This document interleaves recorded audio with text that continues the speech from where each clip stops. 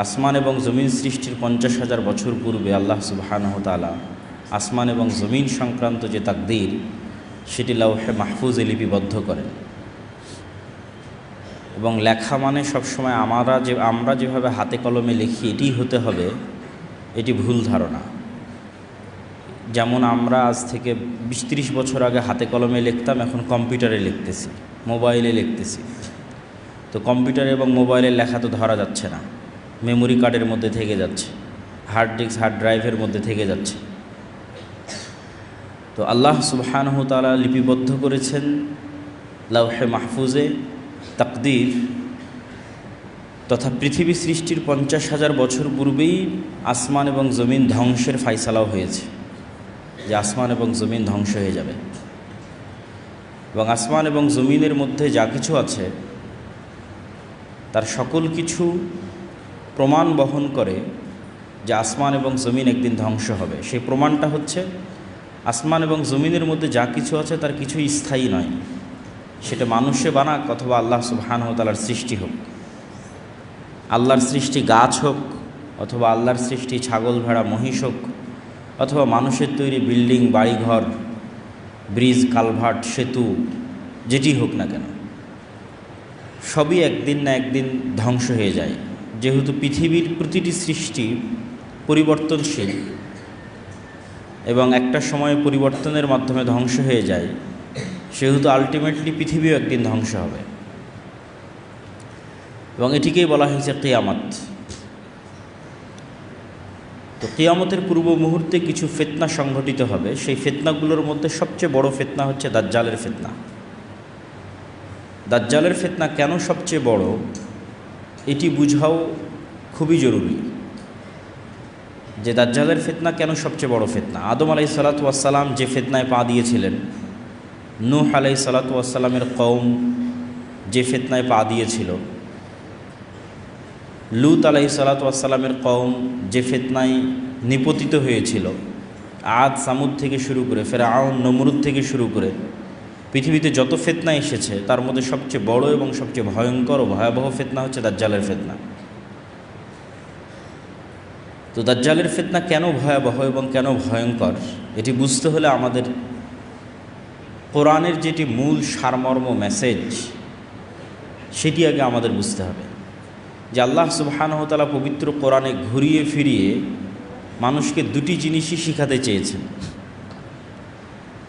যদি সমগ্র ইসলামের দুটি বাক্যে সারমর্ম করতে বলা হয় অথবা সমগ্র কোরআনের দুটি বাক্যে সারমর্ম করতে বলা হয়, তার প্রথম বাক্য হবে তাওহীদ আর দ্বিতীয় বাক্য হবে পরকাল বা পুনরুত্থান।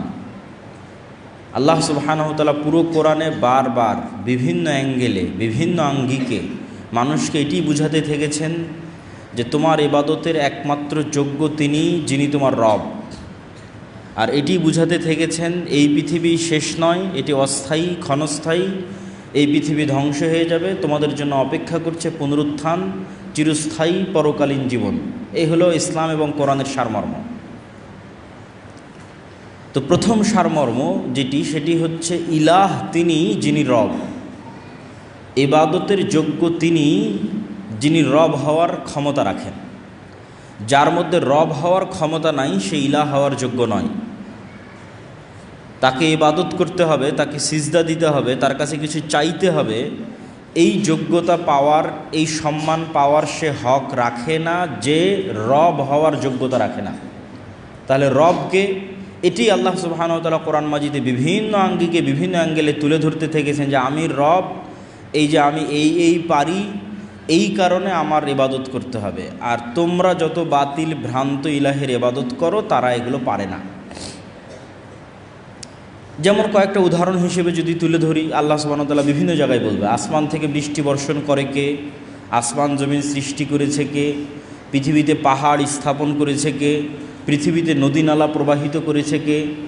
তো এই যে নদী নালা প্রবাহিত করা, পাহাড় স্থাপন করা, বৃষ্টি বর্ষণ করা, আসমান জমিন সৃষ্টি করা, এগুলো রব হওয়ার আলামত, যোগ্যতা, যে এগুলো যে করতে পারে সে ইবাদতের যোগ্য। তো তোমরা বলো এগুলো কে করেছে? তোমরা যদি বলো এগুলো আল্লাহ করেছে তাহলে ইবাদতের যোগ্য আমি। আর তোমাদের বাতিল ইলাহ যারা আছে তাদেরকে জিজ্ঞেস করো তারা এগুলো করতে পারে কিনা।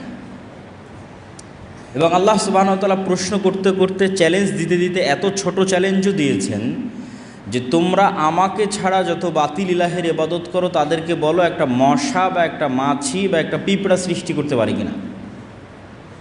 ওয়াহুম ইউখলাকুন, সৃষ্টি করা তো বহুদূরের কথা, ওরা নিজেরাই সৃষ্টি। সেটা ঈসা আলাইহিস সালাম হোক, সেটা ঈসা আলাইহিস সালামের মা মারিয়াম আলাইহিস সালাম হোক, সেটা শাহজালাল শাহপরান হোক, সেটা মা কালী মা দুর্গা হোক, সেটা পৃথিবীতে আর যত কিছুর মানুষ ইবাদত করছে যেটিই হোক না কেন, তাদের কারো একটি মশা, একটি মাছি, একটি পিঁপড়া সৃষ্টি করার সমপরিমাণ যোগ্যতা নাই, বরং তারাই সৃষ্টিজীব।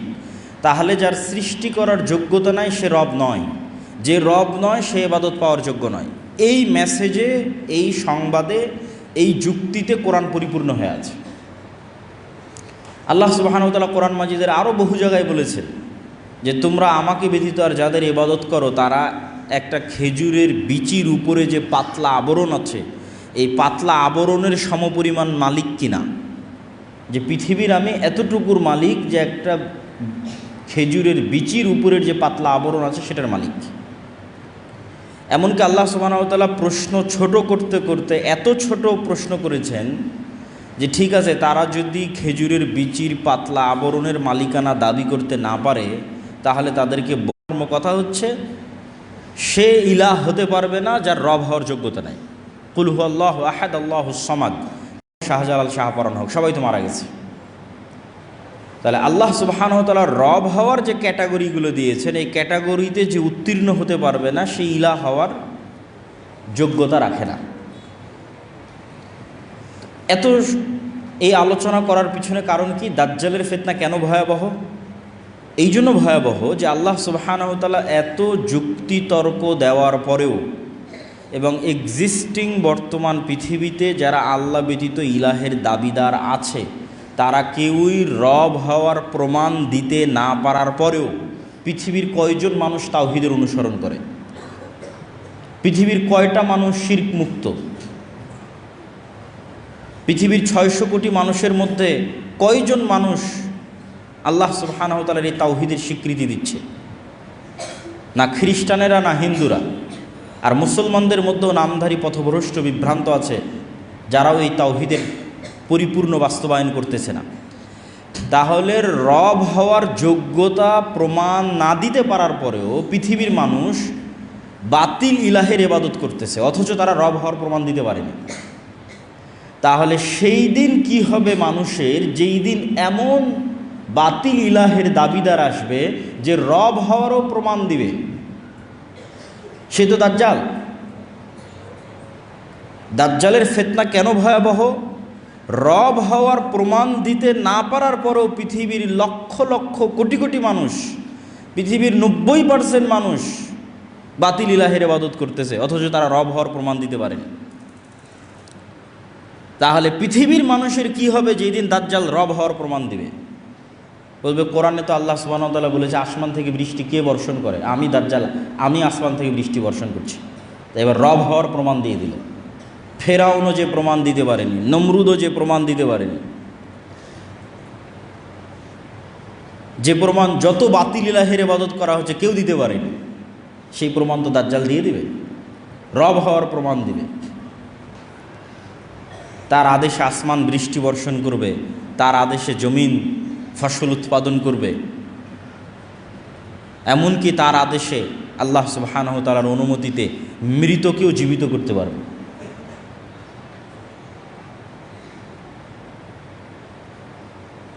এই জন্য দাজ্জালের ফিতনা ভয়াবহ।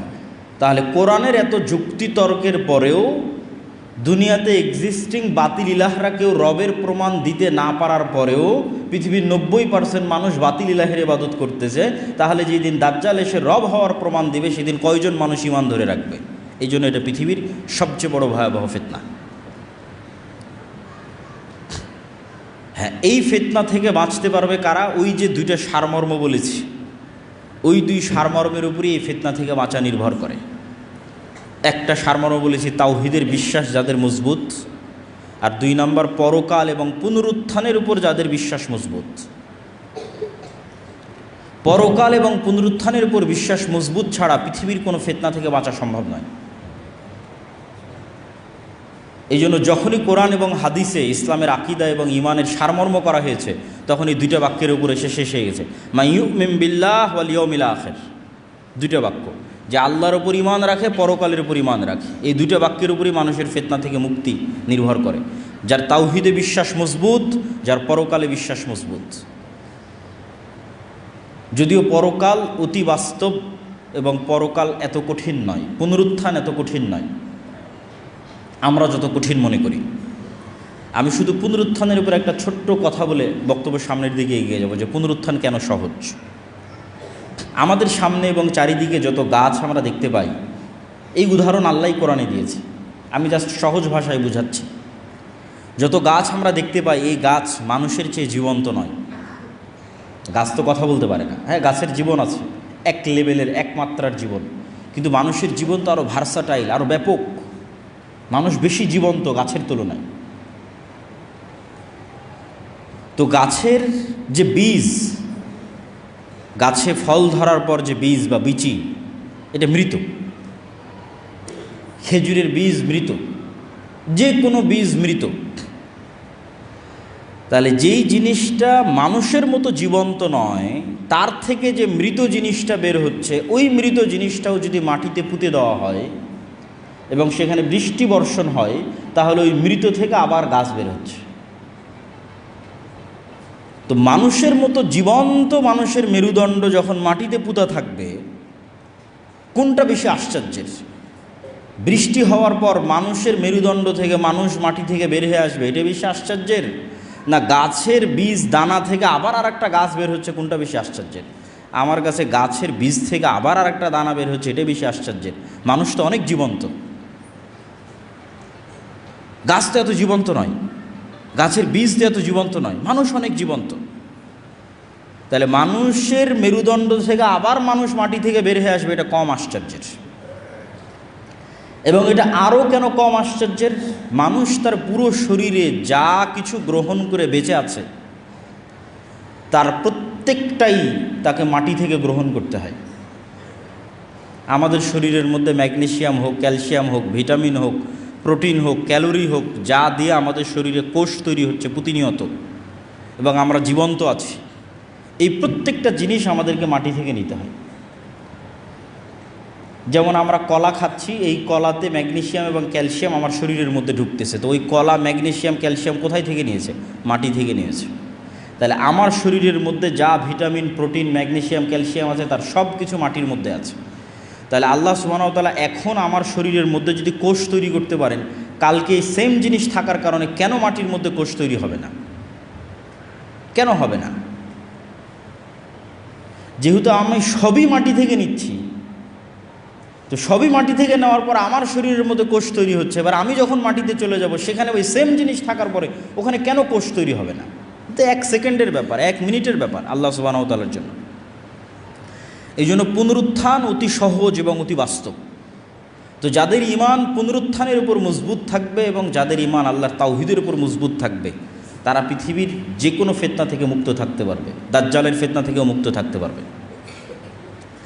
তো কিয়ামতের পূর্ব মুহূর্তে যে সংঘটিত ফিতনাসমূহ, এগুলোর যদি সারমর্ম বলি, সারমর্ম বলতে গেলে বলা যায় রাসূলুল্লাহ সাল্লাল্লাহু আলাইহি ওয়াসাল্লামের একটা হাদিস, যে উ'দুল সিত্তাম বাইনি ওয়া বাইনা ইয়াদাই সাআহ, তোমরা আমার মধ্যে এবং কিয়ামতের মধ্যে 6টা জিনিসকে গণনা করে রাখো।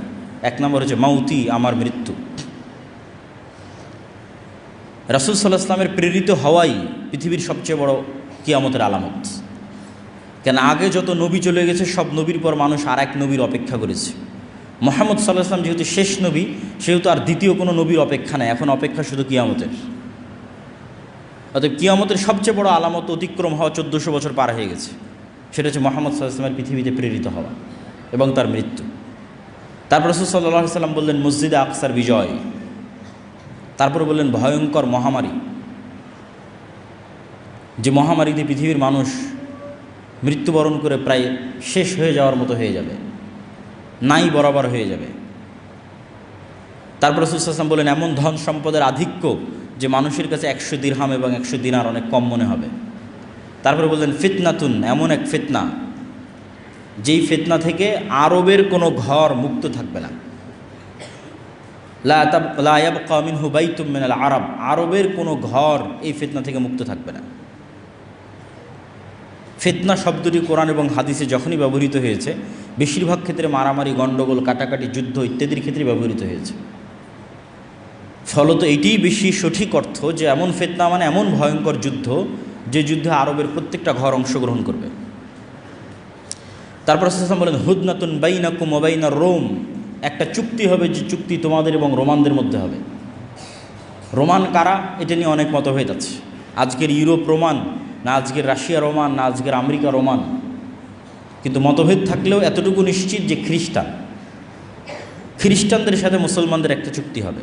সেটা আমেরিকার খ্রিস্টান না ইউরোপের খ্রিস্টান না রাশিয়ার খ্রিস্টান, সেটা মতভেদ থাকতে পারে। যুগের পরিবর্তনে মানুষ এই হাদিসকে এক একভাবে বুঝতে পারে। আজ থেকে 500 বছর আগে একভাবে বুঝতো, যখন ক্রুসেডারদের সাথে যুদ্ধ হতো তখন একভাবে বুঝতো, তখন তো মনে করতো যে এই হাদিস বাস্তবায়ন হয়ে গেছে। আর এখন হয়তো আমরা আর একভাবে বুঝতেছি। তো খ্রিস্টানদের সাথে মুসলমানদের একটা চুক্তি হবে, তথা আরবের ভয়ঙ্কর গৃহযুদ্ধের ধারাবাহিকতায় খ্রিস্টানদের সাথে মুসলমানদের একটা চুক্তি হবে, যে এই চুক্তির ভিত্তিতে তারা তৃতীয় কোনো শক্তির বিরুদ্ধে যুদ্ধ করবে এবং সেই তৃতীয় শক্তির বিরুদ্ধে যুদ্ধে ওই তৃতীয় শক্তি পরাজিত হবে। সেই তৃতীয় শক্তি কারা তাই কোরআন এবং হাদিসে উল্লেখ নাই। সেই তৃতীয় শক্তি ইহুদিরা, সেই তৃতীয় শক্তি হিন্দুরা, সেই তৃতীয় শক্তি চায়নার মতো যারা বুদ্ধিস্ট, তারা, আল্লাহু আলাম। তৃতীয় শক্তির বিরুদ্ধে বিজয়ী হওয়ার পর খ্রিস্টানদের একজন মানুষ ক্রুশকে উঁচিয়ে ধরে বলবে, ক্রুশের বিজয় হোক। তখন আর এক মুসলিম উঠে সেটাকে ভেঙে দিবে অথবা ওই ব্যক্তিকে হত্যা করবে। তখন খ্রিস্টান এবং মুসলমানেরা মুখোমুখি দাঁড়াবে, আর এটি পৃথিবীর ইতিহাসের সবচেয়ে বড় যুদ্ধ, তথা পৃথিবীর ইতিহাসের সবচেয়ে বড় যুদ্ধ হবে খ্রিস্টান আর মুসলমানদের মধ্যে, যেটার নাম মালহামা, যেটা বাইবেলে এবং অন্যান্য ধর্মগ্রন্থে আর্মাগেড্ডন নামে বলা হয়েছে। এবং পৃথিবীর সব ধর্মের মানুষ একজন মাসিহের অপেক্ষা করতেছে। মাসিহ মানে উদ্ধারকারী, বিপদ থেকে উদ্ধারকারী। মাসিহাদ দাজ্জালও বিপদ থেকে উদ্ধারকারী, ঈসা মাসিহও বিপদ থেকে উদ্ধারকারী। এবং দুইজনের নামেই মাসিহ লাগানো আছে, ঈসা মাসিহ এবং মাসিহাদ দাজ্জাল। কোরআন এবং হাদিসে এই দুইজনের নামে মাসিহ লাগানো আছে, বিপদ থেকে উদ্ধারকারী। একজন মিথ্যা বিপদ থেকে উদ্ধারকারী, আর একজন সত্য বিপদ থেকে উদ্ধারকারী। এই জন্য ইহুদি হোক, খ্রিস্টান হোক, মুসলমান হোক, সবাই কিয়ামতের পূর্ব মুহূর্তে একজন মাসিহের অপেক্ষায়। এবং এই মাসিহকে এবং এই মাসিহাদ দাজ্জালকে খ্রিস্টান এবং ইহুদি ধর্মে অ্যান্টি ক্রাইস্ট হিসেবে নামকরণ করা হয়েছে। তো পৃথিবীর ইতিহাসের সবচেয়ে ভয়াবহ যুদ্ধ হবে মুসলমান এবং খ্রিস্টানদের মধ্যে, যেখানে রাসূল সাল্লাল্লাহু আলাইহি ওয়াসাল্লামের হাদিস অনুযায়ী 9,60,000 তথা প্রায় 10 লক্ষের কাছাকাছি সেনাবাহিনী একত্রিত হবে খ্রিস্টানদের।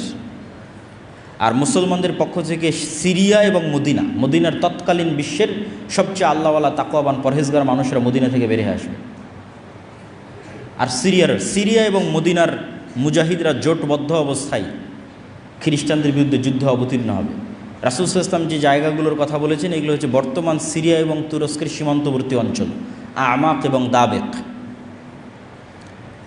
তুরস্ক এবং সিরিয়ার সীমান্তবর্তী অঞ্চলে এই যুদ্ধ হবে।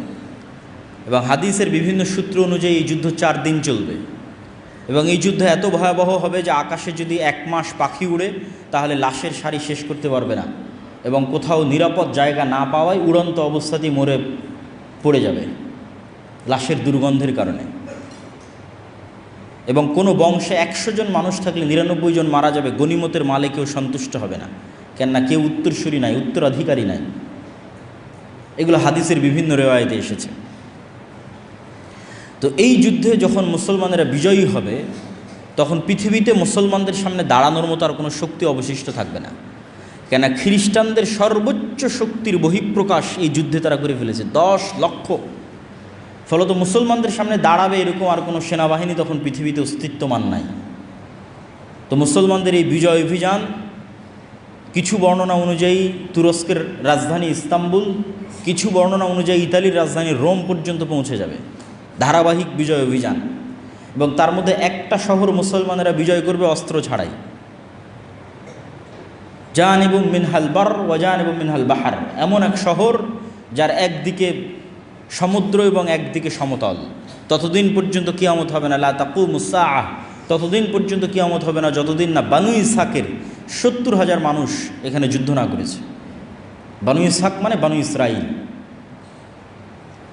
তাহলে এই হাদিস থেকে আর একটা সূক্ষ্ম জিনিস বোঝা যায় যে বানু ইসরাইলের অধিকাংশই অথবা আর কেউই ইহুদি নাই, বরং সবাই মুসলমান হয়ে গেছে। এবং আজকের যারা ইহুদি তারা জেনেটিক্যালি এটা প্রুফ করতে পারবে না যে তারা ইব্রাহিম আলাইহিসসালামের সন্তান।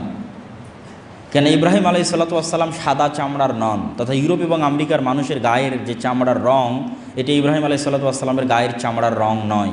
ইব্রাহিম আলাইহিসসালাম হচ্ছে নূহ আলাইহিসসালামের ছেলে সামের বংশধর, আর সামের গায়ের চামড়ার রং হচ্ছে আরব বিশ্বের মানুষের গায়ের চামড়ার রং যেমন তেমন, মেটে সাদা, ধবধবে হলদেটে সাদা নয়। ধবধবে হলদেটে সাদা হচ্ছে ইউরোপ, শীতকালীন অঞ্চল, ইউরোপ, আমেরিকা, রাশিয়া, যারা নূহ আলাইহিসসালামের সন্তান ইয়াফেসের বংশধর। তো যেহেতু ইব্রাহিম আলাইহিসসালাম নূহ আলাইহিসসালামের ছেলে সামের বংশধর, এই জন্য তার গায়ের রং বর্তমান আরব বিশ্বের মানুষের গায়ের রং যেমন তেমন। এই জন্য ঈসা আলাইহিসসালামের গায়ের রং, মুহাম্মদ সাল্লাল্লাহু আলাইহি ওয়াসাল্লামের গায়ের রং সব কাছাকাছি একই। আর বর্তমান যারা নিজেদের ইহুদি দাবি করছে এবং ফিলিস্তিনে জোরপূর্বক জায়গা দখল করছে সব সাদা চামড়া। সুতরাং জেনেটিক্যালি এটা প্রুফ করা সম্ভব নয় যে তারা ইব্রাহিম আলাইহিসসালামের সন্তান। তাহলে ইসহাক আলাইহিসসালামের বংশের 70,000 মানুষ মুসলমান অবস্থায় যুদ্ধ করবে এবং এমন এক শহর বিজয় করবে অস্ত্র ছাড়া। তো কিছু মুহাদ্দিস ব্যাখ্যা করেছেন এটা ইস্তাম্বুল এবং এই যুদ্ধের পরই বিজয় হবে, আর কেউ ব্যাখ্যা করেছেন এটা ইতালি। কেন কিছু জয়ীফ হাদিসে বর্ণিত আছে যে রাসূল সাল্লাল্লাহু আলাইহি ওয়াসাল্লামকে জিজ্ঞেস করা হলো যে মুসলমানরা আগে ইতালির রাজধানী রোম বিজয় করবে না কুস্তুনতুনিয়া বিজয় করবে। রাসূল সাল্লাল্লাহু আলাইহি ওয়াসাল্লাম বললেন আগে কুস্তুনতুনিয়া বিজয় করবে, তারপরে রোম বিজয় করবে। তো ওখান থেকে অনেকেই ব্যাখ্যা নিয়েছেন যে এটি হচ্ছে ইতালির রাজধানী রোম। এবং যুক্তিতে কেন টিকবে, আসলে এত বিশাল যুদ্ধের পর পৃথিবীতে আর মুসলমানদের সামনে দাঁড়ানোর মতো কোনো অস্তিত্বশীল শক্তি নাই। এবং মুসলমানদের এই বিজয় অভিযানের কারণে ইহুদি এবং খ্রিস্টানেরা বিপদগ্রস্ত থাকবে। কেন মুসলমানরা সব বিজয় করে নিয়েছে, মসজিদ আকসা বিজয় করে ফেলেছে, ইউরোপ বিজয় করে ফেলেছে, ভারত বিজয় করে ফেলেছে। এগুলো অনেক হাদিস থেকে একত্রিত করে আমি বলতেছি, এগুলো প্রত্যেকটা কথার পিছনে বিভিন্ন হাদিস আছে। তো যেহেতু মুসলমানদের সামনে আর কোনো বাধাই নাই, সব বিজয় করে ফেলেছে, মসজিদ আকসা, ভারত, ইউরোপ সব বিজয় করেছে, তো ইহুদি খ্রিস্টানেরা তো বিপদে। তো এই জন্য এবার তাদেরকে উদ্ধার করার জন্য, বিশেষ করে ইহুদিদেরকে উদ্ধার করার জন্য দাজ্জালের আগমন হবে। এবং দাজ্জাল মুসলমানদের এই ভয়াবহ বিজয় অভিযানকে থামানোর জন্য শয়তান অদৃশ্য থেকে আওয়াজ দিবে, দাজ্জাল তোমাদের বাড়ি ঘরে প্রবেশ করেছে। এবং মুজাহিদরা তাদের এই বিজয় অভিযান থামিয়ে, কেন এটা পৃথিবীর ইতিহাসের সবচেয়ে ভয়াবহ ঘটনা যে দাজ্জাল বের হয়ে গেছে, শকিং নিউজ, এর চেয়ে ভয়ঙ্কর সংবাদ আর হতে পারে না। এই জন্য বিজয় অভিযান বাদ দিয়ে সব দামেশকে ফিরে আসবে খুঁজতে যে আসলে দাজ্জাল বের হয়েছে কিনা। কিন্তু ততদিনেও দাজ্জাল বের হয়নি। কিন্তু দামেশকে ফিরে আসতে আসতে অথবা ফিরে আসার পরপরই সত্যি সত্যি দাজ্জাল বের হয়ে যাবে। এবং দাজ্জাল বের হবে যেহেতু এক্সট্রা অর্ডিনারি, ভয়ঙ্কর, অমানবিক এবং অলৌকিক ক্ষমতা নিয়ে, যা মানুষের সাধ্যের মধ্যে নয়, এরকম ভয়াবহ অলৌকিক ক্ষমতা নিয়ে যেহেতু দাজ্জাল আসবে, সেহেতু নিমিষেই যেই মুমিন মুজাহিদরা বিশ্বের প্রায় সকল পরাশক্তিকে পরাজিত করে মুসলমানদের বিজয় নিশ্চিত করেছে, তারা নিমিষেই নিজেদের জন্য পৃথিবীকে সংকুচিত অবস্থায় পাবে এবং দাজ্জালের ফিতনা মোকাবেলা করার মতো কোনো শক্তি সামর্থ্য তাদের কাছে থাকবে না। এক হাদিসে রাসূল সাল্লাল্লাহু আলাইহি ওয়াসাল্লাম বলছেন, শামের কিছু, ইরাক এবং শামের মধ্যবর্তী অঞ্চল দিয়ে দাজ্জাল যাবে। যাওয়ার সময় কোনো এক শহরে গিয়ে বলবে তোমরা আমার উপর ঈমান আনয়ন করো। তো ওই শহরের মানুষ ঈমান আনয়ন করবে, তখন ধন সম্পদ মৌমাছির চাকের সাথে যেভাবে ছুটে তাদের পিছনে সেভাবে ধন সম্পদ ছুটবে। আর শামের কোনো এক নগরীতে এসে বলবে আমার উপর ঈমান আনয়ন করো, তারা ঈমান আনয়ন করবে না। তখন আসমান এবং জমিন, ফসল উৎপাদন, বৃষ্টি বর্ষণ এমনভাবে বন্ধ করে দিবে যে যেহেতু পরিপূর্ণরূপে বৃষ্টি এবং মাটি দুটোই পানি শূন্য হয়ে গেছে, ফলত এখানে আর ঘাসপালাও খাওয়ার সুযোগ নাই, ঘাস পাতা খাওয়ারও সুযোগ নাই। তখন একটাই সুযোগ, যেটা হাদিসেই বর্ণিত আছে, যে তাদের বাড়িতে রাখা বিভিন্ন কাঠের আসবাবপত্রকে চিবিয়ে চিবিয়ে সেখানকার মধ্যে থেকে রস বের করার চেষ্টা করবে। এত ভয়ঙ্কর দুর্ভিক্ষ দেখা দেবে। তাহলে দাজ্জাল আসার পরে মুমিন এবং মুজাহিদেরা বিপদে পড়ে গেল। তাহলে দাজ্জাল এসে কাদের উদ্ধার করলো? ইহুদি এবং খ্রিস্টানদের উদ্ধার করলো। এবার মুমিন এবং মুসলমান যারা আছে তাদেরকে বিপদ থেকে উদ্ধার করার জন্য ঈসা আলাইহিস সালাম আসবে। দাজ্জালের 40 দিন অতিক্রম হওয়ার যখন শেষ হবে তখন, এবং ঈসা আলাইহিস সালাম আল্লাহর পক্ষ থেকে আরও ব্যাপক অলৌকিক ক্ষমতার সাথে প্রেরিত হবেন, যার অলৌকিক ক্ষমতার বর্ণনা বিভিন্ন হাদিসে এসেছে যে তার নিঃশ্বাসে কাফের মারা যাবে, নিঃশ্বাস যত দূর যাবে কাফের মারা যাবে। দাজ্জালকে হত্যা করতে হবে না, ঈসা আলাইহিস সালামকে দেখলেই লবণের মতো, লবণ যেভাবে পানিতে পড়লে গলে যায় সেভাবে গলে যাবে, কিন্তু তারপর ঈসা আলাইহিস সালাম তাকে হত্যা করবেন। তো ঈসা আলাইহিস সালামের আগমন এবং দাজ্জালের পৃথিবীতে আগমন, এই দুইটাকে অনেক নাস্তিক, অনেক হাদিস অস্বীকারী বিভিন্ন যুক্তিতে অস্বীকার করতে চায়। তামিম আদ-দারির হাদিসে দাজ্জালের বিশাল দেহের কথা বলা আছে, দাজ্জালকে দ্বীপের মধ্যে দেখতে পাওয়ার কথা বলা আছে। তো এখন তো বিজ্ঞানের যুগ, সারা পৃথিবী মানুষের নিয়ন্ত্রণে, কোথায় দাজ্জাল? আর দাজ্জালের এত বিশাল দেহ কীভাবে হয়, আর কেমনি বা ঈসা আলাইহিস সালাম আসমান থেকে নেমে আসবে? তো এটা বিশ্বাস করা অত কঠিন কিছু নয় যদি মানুষের আগের অতীতের নলেজ থাকে। অতীতের নলেজ কি? আদম আলাইহিস সালামই তো নিজে স্বয়ং আসমান থেকে নেমে এসেছে, তাহলে আসমান থেকে নেমে আসা তো নতুন ঘটনা নয়, তো পুরাতন ঘটনা। মুহাম্মদ সাল্লাল্লাহু আলাইহি ওয়াসাল্লাম নিজে আসমান সফর করে এসেছে, তাহলে বিশ্বাস অনুযায়ী আসমানে যাওয়া এবং আসমান থেকে আসা পৃথিবীতে কোনো নতুন ঘটনা নয়, পুরাতন ঘটনা। যদি নতুন ঘটনা হতো তাহলে বিশ্বাস করতে কষ্ট হওয়া স্বাভাবিক, পুরাতন ঘটনা বিশ্বাস করতে কেন কষ্ট হবে? আদম আলাইহিস সালামকে নিজে যেখানে হাদিসে বলা হচ্ছে তিনি 60 দিরা, 60 হাত, প্রায় 30-35 মিটার, প্রায় 10 তলা বিল্ডিংয়ের সমান উঁচু। তো আদম আলাইহিস সালাম নিজেই যদি 10 তলা বিল্ডিংয়ের সমান উঁচু হয়, তাহলে তার কোনো সন্তান বৃহৎ দেহের হওয়া এটা তো অস্বাভাবিক কিছু নয়, অসম্ভব কিছু নয়, ইললজিক্যাল কিছু নয়, অবাস্তব কিছু নয়। তাহলে অতীত সম্পর্কে নলেজ থাকলে এই জিনিসগুলোর উপর প্রশ্ন উত্থাপন করা অযৌক্তিক। এবং দাজ্জালকে যখন হত্যা করা হবে তখন আল্লাহ সুবহানাহু ওয়া তাআলা ঈসা আলাইহিস সালামকে বলবে, যেই ফিতনা ওই মুমিন মুজাহিদরা অতিক্রম করতে পারেনি যারা বিশ্ব বিজয় করেছে, সেই ফিতনা বিজয় করলো ঈসা আলাইহিস সালাম। এবার ঈসা আলাইহিস সালামকে বলা হচ্ছে এবার এমন ফিতনা বের হবে যা তুমিও পারবা না, তারা হচ্ছে ইয়াজুজ এবং মাজুজ। তুমি এখন মুমিন মুজাহিদদের নিয়ে তুর পাহাড়ে আশ্রয় নাও, তোমার পক্ষে সম্ভব নয় ফিতনা মোকাবেলা করা। তো ইয়াজুজ মাজুজও আদমের সন্তান, দাজ্জালও আদমের সন্তান, ঈসা আলাইহিস সালাম আদমের সন্তান। দাজ্জালও কোনো দেশের নাম দাজ্জাল নয়, কোনো এআই চ্যাট জিপিটি কোনো টেকনোলজির নাম দাজ্জাল নয়। দাজ্জাল মানুষ, আদমের সন্তান, এবং ইয়াজুজ মাজুজও মানুষ, আদমের সন্তান। ইয়াজুজ মাজুজের সংখ্যাধিক্যের পরিমাণ বুঝতে হলে রাসূল সাল্লাল্লাহু আলাইহি ওয়াসাল্লামের একটা সহিহ হাদিস মাথায় রাখতে হবে। আল্লাহর নবী বললেন আদম সন্তানের প্রত্যেক 1000-এ 999 জন জাহান্নামী।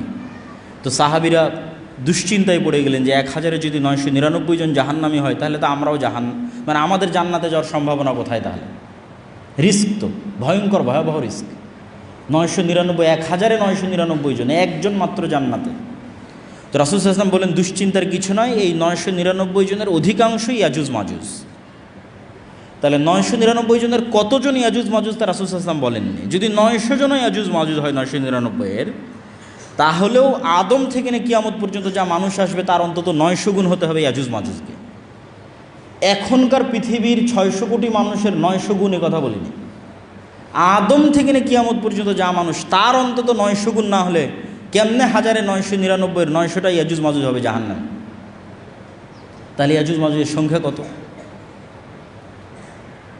তাহলে এত বিশাল ইয়াজুজ মাজুজ কোথায় আছে, আর দাজ্জাল কোথায় আছে? এই বিশ্বাস মজবুত করার জন্য কয়েকটা জিনিস মাথায় রাখতে হবে। এক, আল্লাহ সুবহানাহু ওয়া তাআলা মানুষকে অনেক সীমাবদ্ধ শক্তি দিয়ে সৃষ্টি করেছেন, এবং এটা আজকের বিজ্ঞানও স্বীকার করে। ডার্ক এনার্জি এবং ডার্ক ম্যাটার যে কেউ সার্চ দিলে দেখতে পাবে যে পৃথিবীর 2%ও মানুষ দেখতে পায় না, অনেক কম, 2-5% মানুষ দেখতে পায়, বাকি 95%ই অদৃশ্য। আসমান এবং জমিনের মধ্যে যা কিছু আছে এটা বিজ্ঞান দাবি করতেছে। তো তারা নাম দিয়েছে ডার্ক ম্যাটার, ডার্ক এনার্জি। এবং বিজ্ঞান বলতেছে ডাইমেনশন, যে এক ডাইমেনশনের জিনিস আর এক ডাইমেনশনে থাকা জিনিসকে দেখতে পাবে না। এটা যদি আমরা আমাদের লাইফ দিয়ে বুঝতে চাই তাহলে একটা পিঁপড়া আমাকে কিভাবে দেখে আর আমি একটা পিঁপড়াকে কিভাবে দেখি, একটা কুকুর আমাকে কিভাবে দেখে আমি একটা কুকুরকে কিভাবে দেখি, তোমরা আমাকে এখন যেভাবে দেখতেছো, আপনারা আমাকে এখন যেভাবে দেখতেছেন একটা কুকুর তো এভাবে দেখে না। সে এতগুলো রং, সবগুলো রং সে দেখতে পায় না, মাত্র 2টা রং দেখতে পায়। এবং সে চেহারা ফেসে মানুষকে চিনতে পারে না, গন্ধে চিনতে পারে। একটা সাপ আমাদেরকে কিভাবে দেখে, আর আমরা একটা সাপকে কিভাবে দেখি, দেখার অ্যাঙ্গেল ভিন্ন। আমি একটা সাপকে পরিপূর্ণ দেখতে পাচ্ছি, একটা পিঁপড়াকে পরিপূর্ণ দেখতে পাচ্ছি, পিঁপড়া তো আমাকে আসলে পরিপূর্ণভাবে দেখতে পায় না। এবং একটা পাখিকে যদি এই মসজিদের মধ্যে ছেড়ে দেওয়া যায়, সেই জানালা খুঁজে বের করতে পারবে না কোন দিক দিয়ে জানালা, আমরা দেখতে পাচ্ছি জানালা। তাহলে ওর দেখার দৃষ্টি সীমা একরকম, আমার দেখার দৃষ্টি আর এক রকম। ঠিক একই অবস্থা আমাদের চেয়ে আপার ডাইমেনশনে যে সমস্ত ফেরেশতা এবং জিনেরা আছে, ওরা আমাদেরকে স্পষ্ট দেখতে পাচ্ছে। এই মসজিদে যেহেতু ফেরেশতা আছে, কিন্তু আমরা দেখতে পাচ্ছি না। তো জিন এবং ফেরেশতাকে আল্লাহ সুবহানাহু ওয়া তাআলা যেভাবে অদৃশ্য রেখেছেন, সেভাবে অদৃশ্য রাখতে পারেন। এটা যেমন যৌক্তিক। বর্তমান পৃথিবীর সবই যে মানুষ জেনে নিয়েছে, এটাও ভুল কথা। মাটির নিচে কি আছে সেটাই মানুষ ভালোভাবে জানে না, যদিও চাঁদ পর্যন্ত পৌঁছে গেছে মানুষ, কিন্তু মাটির নিচে মানুষের সফরের সীমাবদ্ধতা হচ্ছে 12 কিলোমিটার, অথচ উপরে মানুষ অনেক দূর চলে গেছে। সমুদ্র এবং মাটির নিচে এই দুইটা সবচেয়ে রহস্যপূর্ণ, আকাশের চাইতেও বেশি রহস্যপূর্ণ। এবং তারপরেও আরেকটি বিষয় থাকে, সেটি হচ্ছে আল্লাহ সুবহানাহু ওয়া তাআলা বলেছেন তিনি তার আসমান সৃষ্টিতে যা সময় লেগেছে, জমিন সৃষ্টিতে তাই সময় লেগেছে। এবং 7 আসমান এবং 7 জমিন সৃষ্টি করেছে, তথা 7 আসমান যা বিশাল, 7 জমিন তাই বিশাল। ওয়া ইয়াতানাজ্জালুল আমরু বাইনাহুন্না, আর আল্লাহর ওহী, আল্লাহর আদেশ 7 রাতেই অবতীর্ণ হয়, 7 আসমান এবং 7 জমিনই অবতীর্ণ হয়। তো আল্লাহ সুবহানাহু ওয়া তাআলা অন্য জমিনেও রেখে থাকতে পারেন দাজ্জালকে, ইয়াজুজ মাজুজকে। এবং সূরা কাহফে যত ব্যতিক্রম ঘটনাগুলো আছে, এই ব্যতিক্রম ঘটনাগুলো অনেক বেশি ব্যতিক্রম, যেগুলো কিয়ামতের পূর্ব মুহূর্তে সংঘটিত বিষয়ের প্রতি ঈমানকে মজবুত করতে সহযোগিতা করে এবং দাজ্জালের ফিতনা থেকে বাঁচার ক্ষেত্রে মানুষের রাস্তা তৈরি করে দিতে পারে। সূরা কাহফে 4টা ঘটনা আছে, আসহাবে কাহফের ঘটনা। তা আসহাবে কাহফের ঘটনা থেকে শিক্ষা কি? মানুষ আসহাবে কাহফ ঈমান বাঁচাতে যেমন পৃথিবী থেকে ডিসকানেক্ট হয়ে গেছে, মানুষ যদি ঈমান ধরে রাখতে চায় দাজ্জালের সময় অথবা তার পূর্ববর্তী ভয়াবহ ফিতনার সময়, তাহলে ওইভাবে পৃথিবী থেকে ডিসকানেক্ট হয়ে যেতে হবে আসহাবে কাহফের মতো। আর পরকালের প্রতি ঈমান লাগবে আসহাবে উখদুদের মতো, যারা জ্বলন্ত আগুনের মধ্যে ঢুকে গেছে। কেন? ওইটা তাদের কাছে জ্বলন্ত আগুন নয়, ওইটার মধ্যে তো ওরা জান্নাত দেখতে পাচ্ছে, এটা তাদের ওসিলা জান্নাতে যাওয়ার। আপনার কাছে এটা আমি আগুনে পুড়ে মারা যাব, আর আরেকজনের কাছে আমি এটাতে আগুনে ঢুকে জান্নাতে যাব। চিন্তার পার্থক্য। আপনার কাছে আরে ভয়াবহ আগুন, এই আগুনের মধ্যে ঢুকলে তো আমার অনেক কষ্ট, আর আরেকজন আর এই আগুনে ঢুকলে তো আমি জান্নাতে চলে যাব। তাহলে একজনের কাছে মৃত্যু জান্নাতে যাওয়ার ওসিলা, আর আরেকজনের কাছে মৃত্যু ভয়ের কারণ। এটাই তো বিশ্বাসের পার্থক্য। যার কাছে মৃত্যু জান্নাতে যাওয়ার ওসিলা, তথা যার পরকালের প্রতি বিশ্বাস মজবুত, তার কাছে মৃত্যু তো জান্নাতে যাওয়ার ওসিলা। তো এখন সামনে আগুন থাকুক আর যাই থাকুক, সেটা তো বিষয় নয়। তাহলে পরকালের উপর ঈমান যত মজবুত, ও আসহাবে উখদুদের মতো ব্যবহার করতে পারবে দাজ্জালের ফিতনার সময়। কেন? তার কাছে মৃত্যু জান্নাতে যাওয়ার ওসিলা। আর যার পরকালের উপর ঈমান নাই, দুনিয়ায় যার কাছে সব কিছু, অবৈধ 1 টাকার প্রতিও যার লোভ আছে, অবৈধ 1 টাকার উপরও যার লোভ আছে, তার পক্ষে দাজ্জালের ফিতনা থেকে বেঁচে থাকা সম্ভব নয়। তো আসহাবে কাহফের ঘটনা আছে সূরা কাহফের মধ্যে। তারপরে ঘটনা আছে যুলকারনাইন, ইয়াজুজ মাজুজ। তো ইয়াজুজ মাজুজের ঘটনা তো অতীতে, তাহলে বিশ্বাস করতে কেন কষ্ট হবে?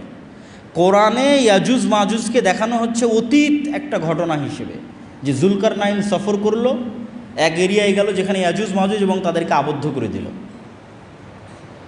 তাহলে ইয়াজুজ মাজুজের অস্তিত্ব অতীতেই দেখা যাচ্ছে, তো ভবিষ্যতে তো অস্তিত্ব আরও সহজ। অমিন কুল্লে হাদাবি ইয়াংসিলুন, প্রত্যেকটা উঁচু জায়গা থেকে তারা দলে দলে নেমে আসবে, আল্লাহ সুবহানাহু ওয়া তাআলা কোরআন মাজিদে বলেছেন। তারপরের আশ্চর্যের ঘটনা হচ্ছে ঈসা আলাইহিস সালাতু ওয়াস সালাম, মুসা আলাইহিস সালাতু ওয়াস সালাম এবং খিজির, এটাও সূরা কাহফের মধ্যে। যে আল্লাহ সুবহানাহু ওয়া তাআলা চাইলে বলতে পারতেন, মুসা অমুক শহরে অমুক গ্রামে আমার একজন বান্দা আছে যে তোমার চেয়ে জ্ঞানী।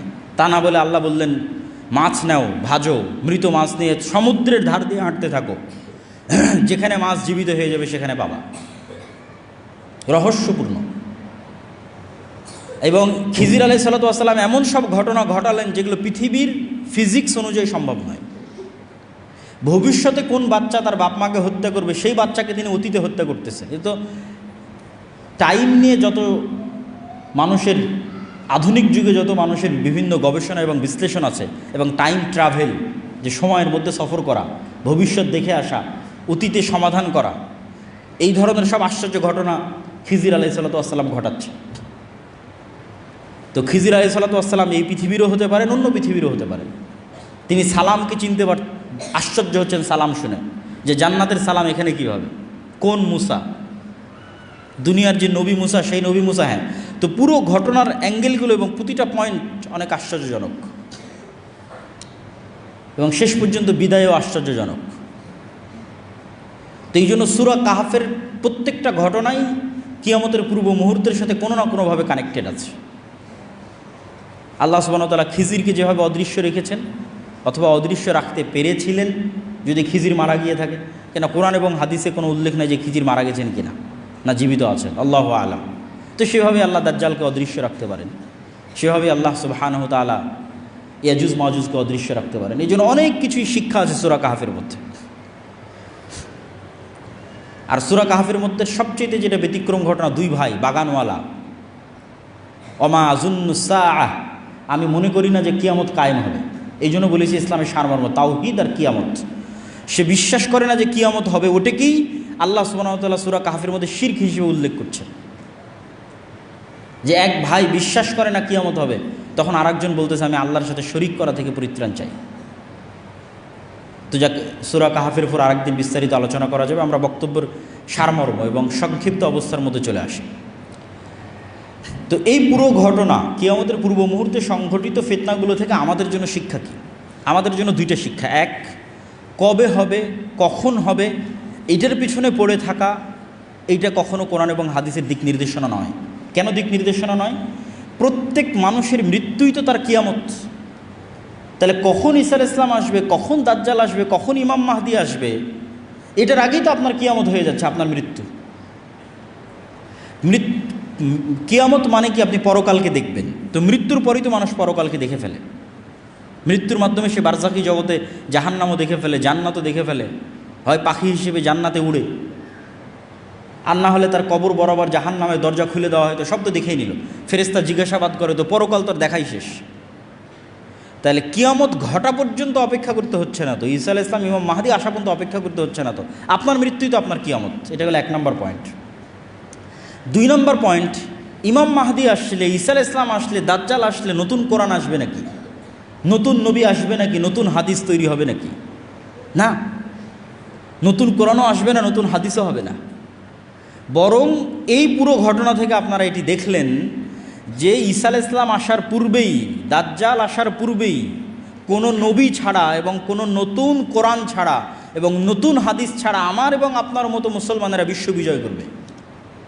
10 লক্ষ খ্রিস্টান বাহিনীকে পরাজিত করবে, মসজিদে আকসা বিজয় করবে, ভারত বিজয় করবে, ইতালি বিজয় করবে, কোনো নতুন নবী ছাড়া, নতুন কোরআন ছাড়া, আমার এবং আপনার মতো মুসলমানেরা। তাহলে যা ঘটার সেটা তো 1400 বছর আগেই ঘটে গেছে। মানে সবচেয়ে আসল ঘটনা তো 1400 বছর আগে ঘটেছে, সেটা হচ্ছে কোরআন এবং হাদিস। এবং ঈসা আলাইহিস সালামও এসে এই কোরআন এবং এই হাদিসের উপর আমল করবেন। তাহলে কাজের জিনিসটা আমার এবং আপনার কাছে আছে। আর কিয়ামতও তো নির্ধারিত, সেটা যে আমার এবং আপনার মৃত্যু। তাহলে কবে ইমাম মাহদি আসবে, সেই দিন সব কিছু হবে, এই অপেক্ষায় বসে থাকা বুদ্ধিমানের? না, যেটা আসল ঘটনা ঘটে গেছে এবং আপনার কাছে আছে, আর আমার এবং আপনার মতো মুসলমানেরা এত বড় বড় বিজয় সম্পূর্ণ করবে, তাহলে আপনি কেন চেষ্টা করবেন না? আর তো নতুন নবীও আসবে না, নতুন কোরআনও আসবে না। তাহলে আমার এবং আপনার জন্য কাজ স্পষ্ট, আমার মৃত্যু, আমার কিয়ামত, আর এই কোরআন এবং এই হাদিসের মাধ্যমে মুসলমানদের বিজয় হবে। এই কোরআন এবং এই হাদিস ফলো করেই কিয়ামতের পূর্ব মুহূর্তে মুসলমানেরা বিজয় করবে, ইমাম মাহদি বিজয় করবে, ঈসা আলাইহিস সালাম বিজয় করবে। সেই কোরআন এবং হাদিস আমাদের কাছে আছে। তাহলে এই কোরআন হাদিসকে সামনে রেখে নিজেদের জীবন গড়া এবং নিজের মৃত্যুর জন্য প্রস্তুতি নেওয়া এবং আল্লাহর দ্বীনকে বিজয় করার চেষ্টা করা, এটি হলো সবচেয়ে বড় অন্যতম মেসেজ আজকের এই বক্তব্য থেকে শিক্ষা। আর দাজ্জালের ফিতনা থেকে বাঁচার প্রস্তুতি সবসময় থাকতে হবে। কেন? কিয়ামতও যেমন হঠাৎ হবে, দাজ্জালও তেমন হঠাৎ বের হবে, বাগদাতান, হঠাৎ। রাসূল সাল্লাল্লাহু আলাইহি সাল্লামও বলেননি যে না, আমার যুগে দাজ্জাল বের হবে না, এরকম স্পষ্ট বলেননি। ইবনু সাইয়াদের হাদিসগুলো পড়ে দেখতে পারেন।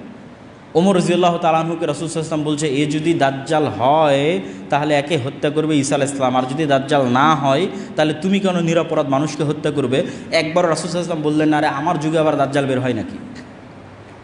তথা দাজ্জাল যে কোনো মুহূর্তে যে কোনো সময় বের হয়ে যেতে পারে, বাগতাতান, কিয়ামত হঠাৎ হবে। তো দাজ্জালের ফিতনা থেকে বাঁচার জন্য যেমন আল্লাহ সুবহানাহু ওয়া তাআলার কাছে দোয়া করতে হবে, ঠিক তেমনি যেই কারণে আপনি দাজ্জালের ফিতনা থেকে বাঁচবেন, ওই ধরনের দাজ্জালীয় ফিতনা, দাজ্জালুনা কাজ্জাবুনা, আসল দাজ্জালের আগে আরও 30টা দাজ্জালুনা কাজ্জাবুনা বের হবে। তো এই জন্য সত্য মিথ্যার সংমিশ্রণ এবং মুসলমানদের উপর বিপদ আসতেই থাকবে। এই জন্য ইমানের পরীক্ষায় ওই সেম জিনিসগুলোই কাজে দিবে। তাওহীদ, পুনরুত্থানের উপর মজবুত বিশ্বাস, আল্লাহর উপর মজবুত বিশ্বাস, পুনরুত্থানের উপর মজবুত বিশ্বাস। এবং বিশ্বাসকে মজবুত করার জন্যই আমাদের যে সংক্ষিপ্ত একটা লেখনী আছে আল্লাহর পথে যাত্রা, এটি শুধু এই উদ্দেশ্যেই লেখা। মানুষ যত বেশি কোরআনের সাথে কানেক্টেড হবে, যত বেশি হাদিসের সাথে কানেক্টেড হবে, যত বেশি তাদের ইমানকে মজবুত করবে, আল্লাহর প্রতি ইমানকে এবং পুনরুত্থান, আবার যে আল্লাহ তাদেরকে সৃষ্টি করবেন, এটির উপর মানুষের ইমান যত মজবুত হবে, মানুষ তত দুনিয়ার ফিতনা থেকে বেঁচে থাকতে পারবে। আল্লাহ সুবহানাহু ওয়া তাআলা আমাদের তৌফিক দান করুক। আল্লাহুম্মা আমিন।